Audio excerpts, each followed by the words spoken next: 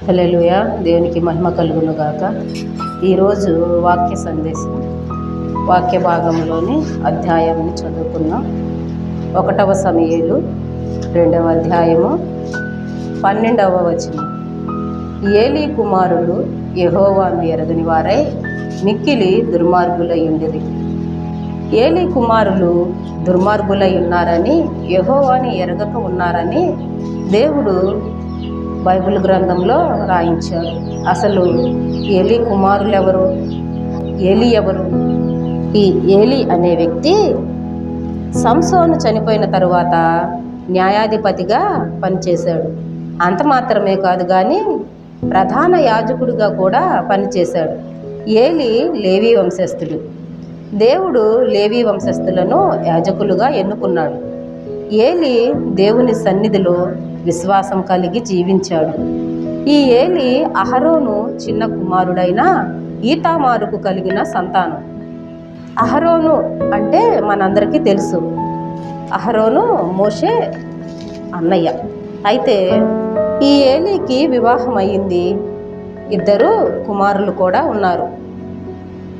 ఇప్పుడు మనం చదివిన వాక్య భాగంలో చూసినట్టయితే ఏలీ కుమారులు యెహోవాని ఎరుగని వారై దుర్మార్గులై ఉన్నారని దేవుడు వ్రాయించాడు. మరి ఏలీ ఏమైనా సామాన్యమైన వ్యక్తా? ఒక అన్యుడా? ఏలీ విగ్రహారాధికుడా? ఏలీ దేవుని ఎరగనివాడా? ఎంత మాత్రం కాదు. ఏలీ వంశస్థులందరూ కూడా యెహోవాని ఎరిగినవారు. యెహోవా సన్నిధిలో వారు జీవించారు. యెహోవా కార్యాలు ఎన్నో వారు దగ్గరగా చూశారు. అంత మాత్రమే కాదు, ఈ ఏలీ న్యాయాధిపతిగాను మరియు ప్రధాన యాజకుడిగాను పనిచేశాడు. మరి ఇంత గొప్ప సేవ చేసిన ఏలీ కుమారులు ఎందుకు దేవుని ఎరగని వారుగా ఉన్నారు? యెహోవాని ఎరగని వారుగా ఉన్నారు. ఎందుకంటే యెహోవాని ఎరగని వారు అనంటే అన్యులు కాదు, వారు దేవుని ఎరగని వారు కాదు, లోకానుసారంగా జీవించేవారు కూడా కాదు. యెహోవాని ఎరగని వారు అంటే మనమే. మనం ప్రతి వారం క్రమం తప్పకుండా మందిరాలకు వెళ్తున్నాం. ప్రతి ఆరాధనలో పాల్గొంటున్నాం. ప్రతి దేవుని కార్యక్రమాలన్నిటిలో కూడా మనం పాల్గొంటున్నాం, ఆరాధనలు చేస్తున్నాం. కానీ దేవుడు మనతో ఏం మాట్లాడుతున్నాడు, సేవకుడి ద్వారా ఏమి మాట్లాడుతున్నాడు, మన కోసం ఏం చెబుతున్నాడు, మనల్ని ఏం నేర్చుకోమంటున్నాడు అని ఈ విషయాలు ఏవి కూడా వారు గ్రహించే పరిస్థితిలో లేరు. లోకానుసారమైన మాట ఒకటి ఉంది కదా, బాడీ ప్రెజెంట్ మైండ్ ఆబ్సెంట్. ఏంటండి? Body present mind absent. వీళ్ళు సంవత్సరాలు తరబడి ఒక్కొక్కరు 30 ఏళ్ళు, 20 ఏళ్ళు, 10 ఏళ్ళు, 40 ఏళ్ళు చర్చిలకు వెళ్తూ ఉంటారు, మందిరాలకు వెళ్తుంటారు, సేవకులు చెప్పేది వింటుంటారు, సంఘ కార్యక్రమాలన్నింటిలో పాల్గొంటుంటారు. కానీ దేవుడు ఏం చెప్తున్నాడో వీళ్ళకి తెలీదు, వీరు గ్రహించరు. అసలు దేవుడు ఎందుకు వచ్చాడు, దేవుడు మనకేం చెప్తున్నాడు, మనకి మందిరాలు ఎందుకు, మనం ప్రతి వారం మందిరానికి ఎందుకు వెళ్తున్నాము, మనం చేయవలసిన పని ఏంటి, మనం ఏం చేస్తున్నాము, ఇవేమీ కూడా తెలీదు. బైబిల్ పట్టుకొని మందిరాలకు వెళ్ళిపోగానే మేము దేవుని బిడ్డలం, మేము చర్చికి వెళ్తున్నాం, అన్నిట్లో పాల్గొంటున్నాం, మా అంత వాళ్ళు లేరు అని వాళ్ళు ఫీల్ అయిపోతారు. ఏలీ కుమారులాగా అన్నమాట. ఏలీ గొప్పవాడే, అలాగే మన దేవుడు కూడా గొప్పవాడే, యేసయ్య గొప్పవాడే, యెహోవా గొప్పవాడే. వాళ్ళు ఏ మచ్చరం లేనివారు. అసలు నీతి అంటేనే అక్కడి నుంచే వచ్చింది. మనకి ప్రేమ అనేది అక్కడి నుంచే వచ్చింది. ఈ లోకానుసారమైన ప్రేమలు ఇదంతా కూడా వ్యక్తం. ప్రేమ అనేది దేవుని నుంచే పుట్టింది, నీతి అనేది దేవుని నుంచే పుట్టింది, న్యాయము అనేది కూడా దేవుని నుంచే పుట్టింది. మనం మందిరానికి వెళ్ళి నేర్చుకోవాల్సిన విషయాలు కూడా ఇవే. ఇవి చేయకుండా మనం అక్కడికి వెళ్ళి బాడీ ప్రెజెంట్ మైండ్ ఆబ్సెంట్. మైండ్లో లోకానుసారమైన విషయాలన్నీ ఉంటాయి. వాటన్నిటిని పెట్టుకొని వాటి ప్రకారం మనం నడుచుకుంటున్నాం. కానీ దేవుడు సేవకుని ద్వారా ఏం మాట్లాడుతున్నాడో, ఏం చెప్తున్నాడో వినే పరిస్థితిలో మనం లేము. అవి విన్నట్లయితే ఇప్పుడున్న ఈ క్రైస్తవ్యం ఇలా ఉండదన్నమాట. ఇక్కడ మనం అర్థం చేసుకోవాల్సిన విషయం ఏంటంటే, మా నాన్న పాస్టర్ కనుక నేను పాస్టర్ని అవుతా, మా అన్న పాస్టర్ కనుక నేను పాస్టర్ని అవుతా, మా తాత పాస్టర్ కనుక నేను పాస్టర్ని అవుతా, మా బావ సేవకుడు కనుక నేను సేవకుడిని అవుతా అని అంటే ఇక్కడ కుదరదు.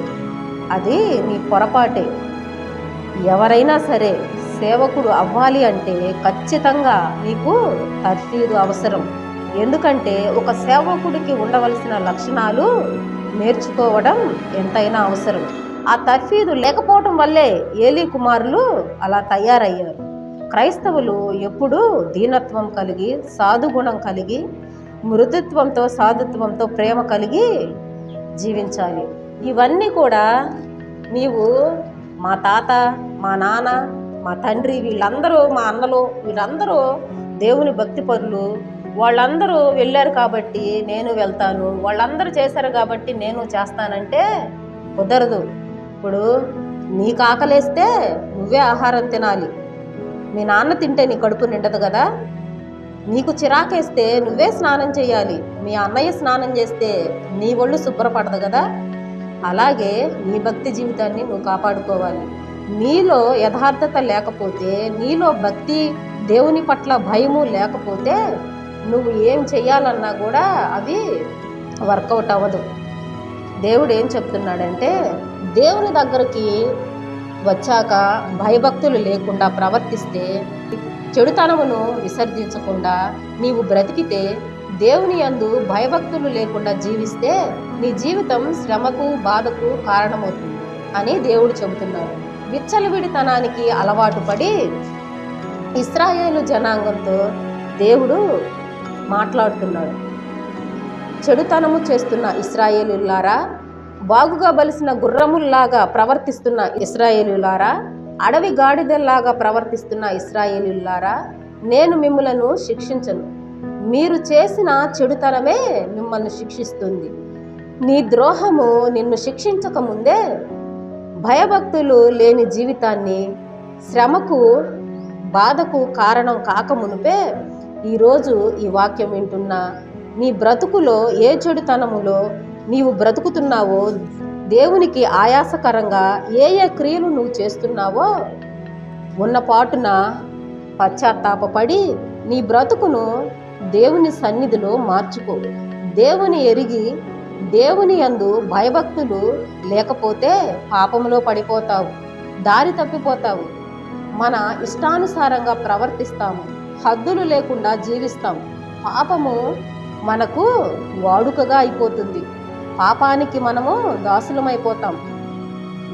అంత మాత్రమే కాదు, మన జీవితానికి మనకు ప్రయోజనకరం పోవటమే కాక ఇతరులకి ప్రమాదకరంగా మనము మారుతాం. అసలు మందిరానికి వెళ్ళేవారు ఎలా వెళ్ళాలి, అసలు ఎందుకు వెళుతున్నారు, అసలు వెళ్ళాల్సిన అవసరం ఏముంది? ఎందుకంటే దేవుని ప్రేమించేవారే మందిరాలకు వెళ్తారు. దేవుడు అంటే మనకు ప్రేమ ఉండాలి. దేవుణ్ణి ప్రేమించేవారే మందిరాలకి వెళతాడు. దేవుడు మాట విని దేవుడికి లోబడటమే ప్రేమ అంటే. మన ఇష్టం వచ్చినట్లు ఉండటం కాదు. మనం ఎవరినైతే ప్రేమిస్తామో వారికి ఇష్టం వచ్చినట్లు, వారికి నచ్చినట్లు మనం జీవించాలి. అప్పుడే వారిని మనం ప్రేమిస్తున్నట్టు అవుతుంది అనమాట. దేవుని విషయంలో కూడా ఇంతే. మనం మందిరానికి వెళ్తున్నామంటే మన ఇష్టం కోసం, మనమేదో చేయటానికి, మన గొప్పల కోసం కాదు. కానీ దేవుని ప్రేమించి దేవుని పైన భయభక్తులు కలిగి ఉంటేనే మనం మందిరానికి వెళ్ళగలుగుతాం. అక్కడ దాకా వెళ్తున్నాం కానీ అక్కడ ఏం జరుగుతుంది? బాడీ ప్రజెంట్, మైండ్ ఆబ్సెంట్ అయిపోతుంది అనమాట. అక్కడికి వెళ్ళగానే మన హృదయం కఠినమైపోతుంది. దేవుని మాటలు మనం వినలేకపోతున్నాం. విన్నా అక్కడికక్కడే మర్చిపోతున్నాం. అసలు దేవుడు ఏం చెప్తున్నాడు, దేవుడు ఏం చేయమంటున్నాడు అని గ్రహించుకునే జ్ఞానాన్ని మనం కోల్పోతున్నాం. నువ్వు మందిరానికి వెళ్ళగానే సరిపోదు, ఆరాధన చేస్తే సరిపోదు, ప్రార్థన చేస్తే సరిపోదు, ప్రతి ఆదివారం బల్లలో చెయ్యి వేస్తే సరిపోదు. ఇవన్నీ నువ్వు చేయాలంటే ముందు నీవు దేవుణ్ణి ప్రేమించాలి. దేవుని నువ్వు ప్రేమిస్తే ఆయన ఆజ్ఞలను అనుసరిస్తావు, దేవునిలో బలపడతావు. నీవు దేవుని ప్రేమిస్తే నీకు ఎంత కష్టం వచ్చినా సహిస్తావు. నీకు ఇష్టం లేని దారి అయినా దేవుని చెయ్యి పట్టుకొని నడుస్తావు. పేదలను ఆదరిస్తావు, వెధవరాళ్లను కనికరిస్తావు, తండ్రి లేని బిడ్డలను చేర్చుకొని సహాయం చేస్తావు, ఇరుగు పొరుగు వారితో కలిసిమెలిసి ఉంటావు, విగ్రహారాధికులను రక్షణలోకి నడిపిస్తావు, భార్యను ప్రేమిస్తావు, నీ బిడ్డలను క్రమశిక్షణలో పెంచుతావు. ఇవన్నీ నీలో ఉన్నాయా లేవా? నిన్ను నీవే పరీక్షించుకో. ఇకనైనా నీ తీరు మార్చుకొని నీ తప్పులను క్షమించమని ప్రార్థన చేయి. దేవుని సన్నిధిలో మొరపెట్టు. ఏలీ కుమారులైన హోఫిను, ఫిన్నెహాసులు ఇలా దేవుని మందిరంలో ఉంటూ దేవుని ఎరుగని వారై ఉండకూడదు. వారికిలాగా మనం జీవించకూడదు. మనం ఏలీ ఎంత గొప్ప భక్తి చేశాడో, ఆ భక్తిలో పెరిగిన సమూయేలు ఎంత గొప్పవాడయ్యాడో మనం నేర్చుకోవాలి. ఆ విధంగా మనం ఉండాలి తప్ప ఫిన్నెహాసు, హోఫిన్నెల్ లాగా దుర్మార్గులయ్యి, దుష్టులయ్యి, అక్కడే పుట్టి అక్కడే పెరిగి, దేవుని మందిర ఆవరణంలోనే పుట్టి పెరిగి, దేవునికి లోబడకుండా, దేవుడి కార్యాలు తెలియకోకుండా, ఏదో వెళ్ళాము వచ్చాము, ఏదో ఆదివారాలు, వారాలు, నెలలు, సంవత్సరాలు గడిచిపోతున్నాయిలే, మేము క్రైస్తవులమే అని చెప్పుకుంటే సరిపోదు. దేవుడు మెచ్చడు. ఏమాత్రము కూడా నీ ప్రార్థన, నీ భక్తి ఏది కూడా దేవునికి ఇష్టానుసారంగా ఉండవు. దేవుడు చెప్పిన ఆజ్ఞ ప్రకారం నువ్వు నడుచుకొని, దేవుడు ఏ విధంగా అయితే ప్రేమించమన్నాడు, నువ్వు దేవుడు చెప్పిన 10 ఆజ్ఞలలో నువ్వు 9 పాటించి ప్రేమ అనే దాన్ని పాటించకపోతే ఈ 9 కూడా నువ్వు ఎంత కష్టపడి ప్రయత్నించి నువ్వు సంపాదించుకున్న వృధానే. ప్రేమ అనేది లేకపోతే ఈ మనుగడే లేదు. నువ్వు క్రైస్తవుడివే కాదు, ప్రతి ఒక్కరిని కూడా ప్రేమించాలి. దేవుడే చెప్తున్నాడు, యేసుక్రీస్తు ప్రభువే చెప్తున్నాడు. ఆయన శిలువ మీద చిత్రహింసలు పెట్టి చంపుతున్నా, తండ్రి వీరేమి చేయుచున్నారో వీరెరుగరు గనుక వీరిని క్షమించు అని చెప్పాడు. మరి దేవుడు, ఏ పాపం ఎరుగని దేవుడు మన కోసం అంత చిత్రవద అనుభవించి, మన పాపాల కొరకు తన రక్తాన్ని చిందించి చనిపోతున్న, ప్రాణం విడుస్తున్న ఆఖరి నిమిషంలో కూడా మనల్ని క్షమించమన్నాడు. మనం ఏమన్నా మంచివారమా? దుర్మార్గులం, దుష్టులం, అపవిత్రులం, పాపాత్ములం, ఎందుకు పనికిరాని వారం, దుమ్ము ధూళి కన్నా హీనమైన వారం, పెంట కుప్ప మీద పురుగు కన్నా నీచమైన బ్రతుకులు మనవి. కానీ అలాంటి స్థితిలో ఉన్న, ఇంకా పాపులుగా ఉండి ఆయన్ని చంపండి చంపండి, సిలువేండి సిలువేండి అని ఒక పక్క కేకలు వేస్తున్న మనలను దేవుడు ఏమని చెప్తున్నాడంటే, తండ్రి దీన్ని క్షమించు అని చెప్తున్నాడు అనమాట. మరి అలాంటి క్షమాగుణం మనము కూడా కలిగి ఉండాలని, నన్ను పోలి మీరు నడుచుకోండి అని దేవుడు యేసుక్రీస్తు ప్రభు వారు చెప్పారు. మరి ఆయన పోలి నడుచుకోవడం అంటే ఏంటి? ఆయన పోలి నడుచుకోవడం అంటే ఆయన ఏం చేశాడు? రోగులను స్వస్థపరిచాడు, పేదవారిని ఆదరించాడు, తల్లిదండ్రులు లేని బిడ్డలను చేరదీశాడు, వాడికి న్యాయం చేయమన్నాడు, దిక్కులేని వారి పక్షాన నేను ఉంటానని చెప్పాడు.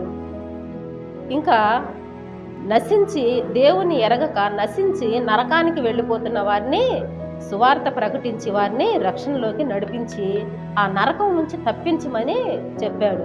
కోపం, ఆవేశం, అసూయ, ద్వేషం, ఈర్ష, మత్సరం ఇలాంటివేవి కూడా క్రైస్తవుల్లో ఉండకూడదు. ముఖ్యంగా సేవకులుగా ఎన్నుకున్న వారిలో అస్సలు ఇలాంటి లక్షణాలు ఏవి కూడా కనపడకూడదు. ఈ లక్షణాలు నీలో కనిపించినవంటే ఇదిగో నువ్వు ఏలీ కుమారుల కింద లెక్క. ఈ ఫిన్నెహాసుల్లాగా దేవుడు శాపానికి గురవుతాం. కాబట్టి ఏమని చెప్తున్నాడంటే, నీ గాయాలు కట్టపడలేదు, నీవు అరికాలు మొదలుకొని నడినెత్తి వరకు నీకు కొంచెమైనా స్వస్థత లేదు, నీ గుండె బలహీనమైపోయింది, నువ్వు వ్యాధి కలిగి ఉన్నావు, నీ నడినెత్తిన వ్యాధి కలిగి ఉంది, గాయాలతో ఉన్నావు, నీ గాయాలు పిండబడలేదు, తైలముతో మెత్తన చేయబడలేదు, నీ గాయాలు దెబ్బలు పచ్చి పుళ్ళుగా ఉన్నాయి. అలాంటి స్థితిలో నిన్ను ఎవరు దరి చేర్చుకోని స్థితిలో, హీనమైన స్థితిలో, భయంకరమైన స్థితిలో, రక్తపు మడుగులో నువ్వు పడి ఉన్నప్పుడు దేవుడు నిన్ను కనికరించాడు, దయదలిచాడు. హీనమైన స్థితిలో ఉన్న నిన్ను, పెంట కుప్పల మీద పడి ఉన్న నిన్ను లేవనెత్తి ఒక సేవకునిగా, సేవకురాలిగా, ఒక విశ్వాసిగా దేవుని బిడ్డగా నిన్ను చేసి అలాంటి నీచమైన పరిస్థితి నుంచి తీసుకువచ్చి ఆయన మందిరంలో కూర్చోబెట్టి ఆయన సేవకుడుగా నిన్ను ఎన్నుకుంటే నువ్వేం చేయాలి? దేవునికి కృతజ్ఞతగా ఉండొద్దా? దేవునికి లోబడి జీవించొద్దా? మరి నువ్వేం చేస్తున్నావో నీకు నువ్వే ఆలోచించుకో. ఏలీ కుమారుని కూడా ఏలీ గద్దించాడు, కానీ వారు వినలేదు. కానీ ఇప్పుడు నీ దేవుడు నిన్ను గద్దిస్తుండగా, దేవుడు నీతో మాట్లాడుచుండగా నువ్వు లోబడు. వారికి మళ్ళీ శాపాన్ని తెచ్చుకోకుండా నువ్వు లోబడి ఆయన సన్నిధిలో ప్రార్థన చేయి. నీ నీ తప్పులను, నీ అపరాధాలను, నీ దోషములను దేవుని సన్నిధిలో ఒప్పుకొని పశ్చాత్తాపపడి తిరిగి మళ్ళీ ఆయన శక్తిని పొందుకొని ఆయన మొదటి ప్రేమను తిరిగి సంపాదించుకొని ఆయన కృపలో కనికరములో నీవు వర్ధిల్లి జీవించి నీ కుటుంబాన్ని ఆశీర్వాద మార్గంలో నడిపించుకుంటూ అనేకులు నశించిపోతున్న వారిని రక్షణలోకి నడిపించి దేవుడు నీకు ఇచ్చిన కృపలో నీకు చేసిన మేలులను బట్టి దేవుని రుణం కొంతైనా తీర్చుకో. దేవుడు ఈ కొద్ది మాటలను తన వినికిడిలో దీవించి ఆశీర్వదించునుగాక. ఆమేన్.